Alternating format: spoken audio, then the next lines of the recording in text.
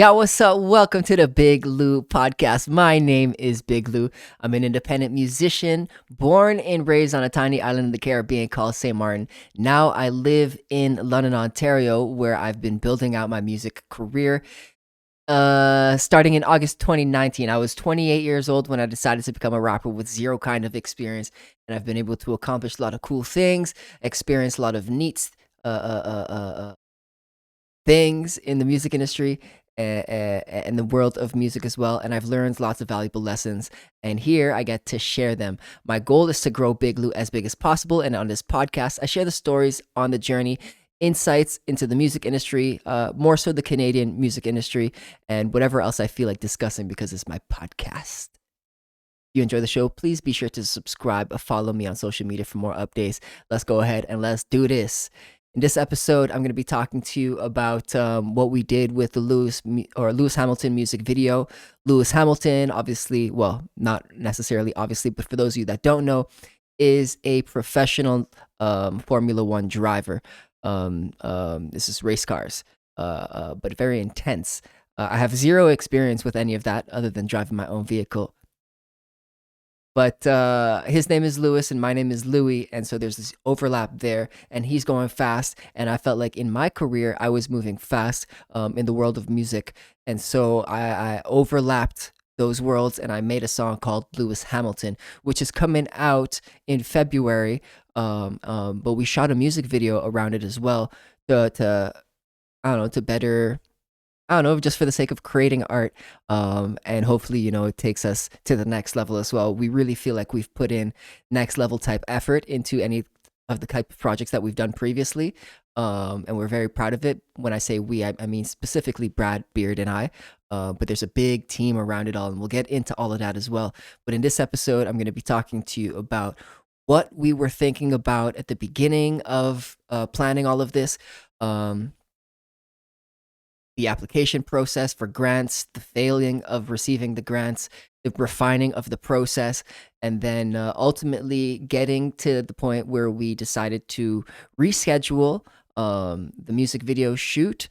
And then later today, I will have Brad in the studio, and we'll talk about the next part in next episode because I don't want these to be too long. But who knows?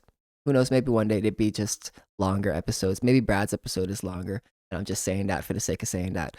Anywho, so let's get into the whole girth of the story. As I mentioned previously, we ended up applying twice for a grant for this music video. The grant organization is called Music Video Project, in case anyone is interested.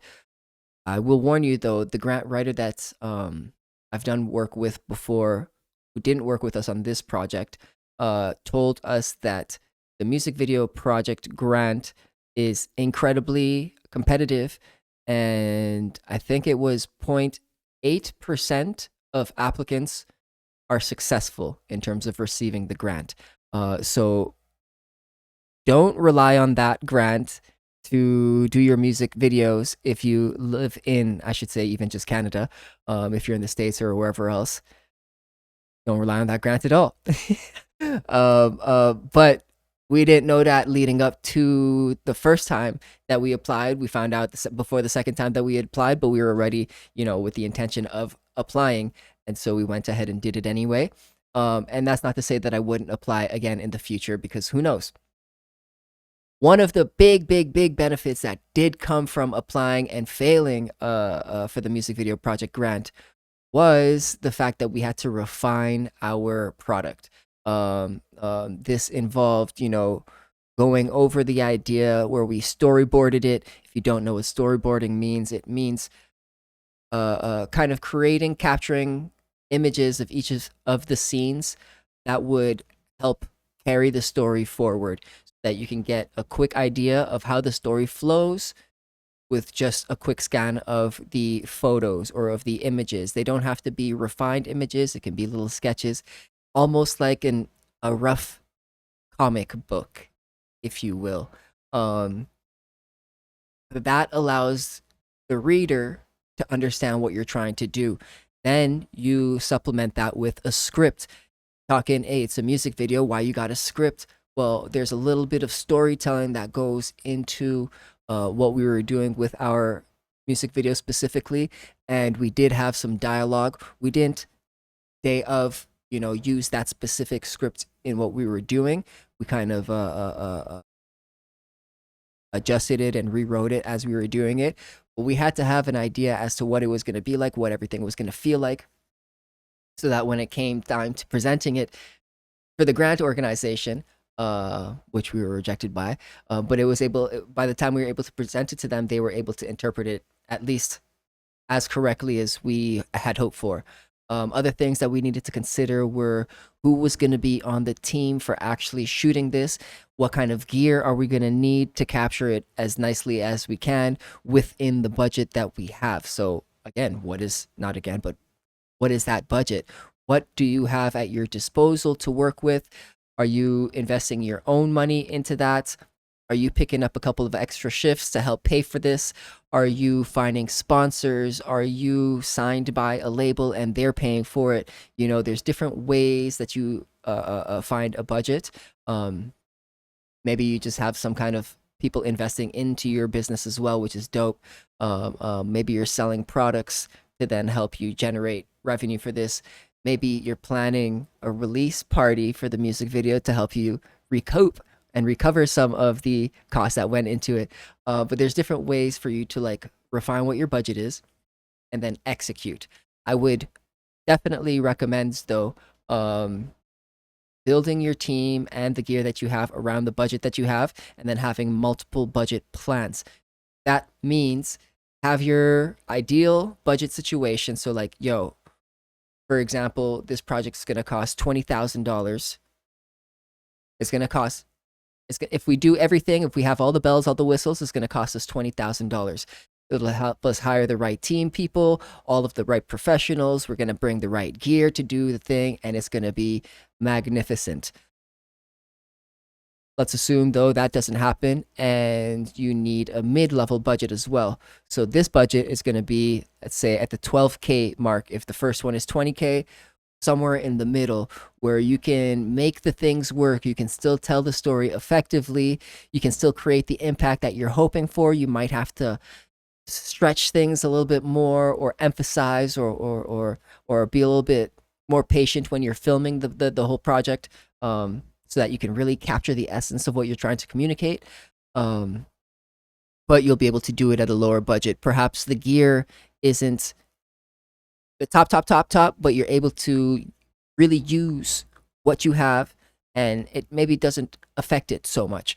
So have a second tier type budget, and then of course a really low budget where, in case everything kind of goes wrong and you find yourself in a zero situation, you're gonna want to ask yourself, am I gonna do this for say $3,000, $4,000 budget, and I'm just pulling this out of my pocket and I'm gonna work towards paying this off, kind of thing, like a business investment?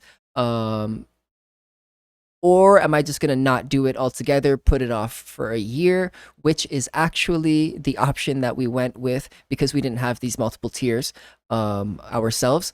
So when we failed the first year in our application, I say failed not heavily, and not with shame either. It's like, how do you figure out another way to make it work? And so we got rejected, we failed, and we refined the project. The project evolved. It became something different. It became a little bit more developed, a little bit more full. There was more body to it, and we were very proud of the changes that we had included into it. I don't even remember, it was so long ago, what the original idea was. But there were elements that were added and elements that were taken away. And when we found the venue and the location, different elements were added and different elements were taken away. So there's a lot of evolution and growth that occurred from the original idea. So I really also liked the fact that it did take a couple of years for us to get to this point, because it wouldn't have been what it is now without that. I think sense of growth and maturity from Brad and myself individually as creatives. And so we were able to now create a better product. and I think something that's gonna be more impactful and something that we're both really proud of. So that's really dope. But all of that had to go into those application processes. So we got rejected from the first one. Obviously, we got rejected from the second one again, but that didn't stop it from growing. That actually ignited the second rejection, ignited us to take the step and to uh do it ourselves. So instead of going with the really low budget,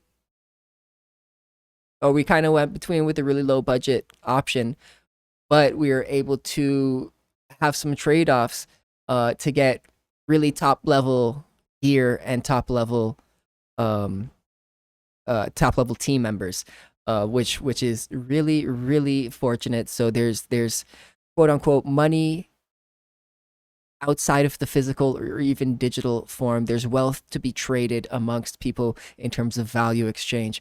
And we are very, very fortunate to partner up with Half and Half Social, which who came through and they elevated the project even more. They added another element of evolution, which enhanced the storytelling. It's gonna enhance the final product.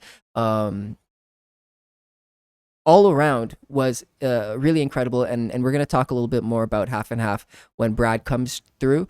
Um, but they were there for the beginning planning of the music video when we were gonna do it in August of 2025. Um, we ended up rescheduling it to October 2025, and we'll talk about that later. But there was a lot of kind of back and forth that went into the whole decision of a rescheduling it. But even before we had to think about that, I had to find a venue. I had to find people that were willing to come out in terms of background actors. I needed to find, in combination with Brad, a team that was gonna crew the whole project. Run the gear, capture the footage, navigate the cast. So the background actors, the dancers, myself, and so there was a lot of organizational type things that we had to run through as well. And I wonder if that kind of stuff is more interesting or less interesting. So if it is by any means, let me know. I can maybe even come up with an episode where I talk about the logistics that went into it. But for the sake of this one, I won't go into that. Um, but ultimately, all of the logistics were quite overwhelming, and I bit off more than I could chew. And I wasn't feeling confident that we could put together the best video that we could. When we were going to do it originally in August. And so I made the decision with ample time, and I communicated it effectively to all the people, except for one person who still ended up showing up, uh, um, which is kind of joke. Shout out to Scrambled Eggs.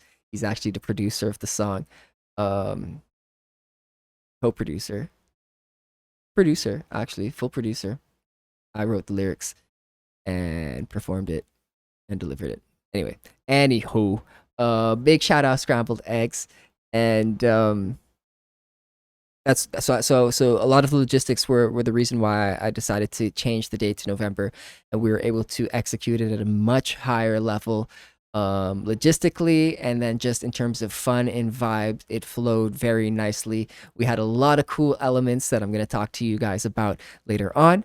But for this episode, I think we covered most of I think we covered everything I wanted to. So it was dope. There's a lot of behind the scenes that go into making music videos, potentially, depending on what you're trying to do. So one of the key points or takeaways is figure out what the purpose of the music video is, and then try and build the world or what you're trying to do around it. It can be quite simple, or it can be as complex as you want it or need it to be. If you have any experiences making music videos, whether they're simple or complex, I'd love to hear from you about them. Please leave a comment, and if you have any questions around what I've shared, go ahead, leave me a question, and in the next video, I will answer your question. But thank you so much for being here until the end. If you stayed here, it really means that you found some value. Please go ahead, subscribe. It really helps me build my business, and I'll make sure to continue to create high value, entertaining videos. But sharing this episode with a friend also really helps, because word of mouth is much better than depending on the algorithm out here. You know what I'm saying? I'll be planning a couple of events. I've got a song coming out on January 19th called Choose Me. I'll be releasing that, I think, on Even sooner. If you want to support directly, you can also check it out on my Bandcamp right now. All of that's on my website, www.bigloucrew.com. Thank you for joining me once again on the Big Lou podcast. My name is Big Lou, and I hope to see you in real life real soon.